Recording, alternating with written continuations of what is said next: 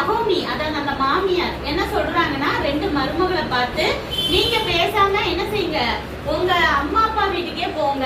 கல்யாணத்துக்கு முன்னாடி அம்மா அப்பா வீட்டுல தானே இருந்திருப்பீங்க, அந்த வீட்டுக்கே போங்க. போய் நீங்க கொஞ்ச நாளையே இன்னொருத்தரை கல்யாணம் பண்ணிட்டு, ஏன்னா ஹஸ்பண்ட் தான் இறந்துட்டாங்களா, இன்னொருத்தரை கல்யாணம் பண்ணிக்கிட்டு நீங்க சந்தோஷமா வாழுங்க அப்படின்னு சொல்லி வாழ்த்துறாங்க.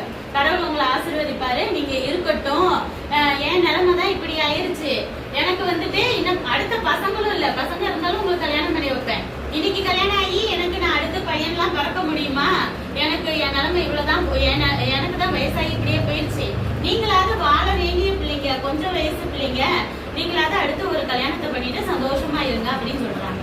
இதுல நம்ம ஒரு நல்ல குணத்தை கவனிச்சுக்கிறோம். நகோமியும் கணவனை இழந்துட்டாங்க, அவங்க மருமகளும் கணவனை இழந்துட்டாங்க. ஆனா நம்மளுக்கு ஒரு கஷ்டம்னா மத்தவங்களும் கஷ்டப்படட்டும், என் கூடயே வந்து இருக்கட்டும், அப்ப நான் மட்டும் தனியா இருக்கணும்னு நினைக்கல. நகோமிக்கு ஒரு நல்ல குணம் இருந்தது. என்ன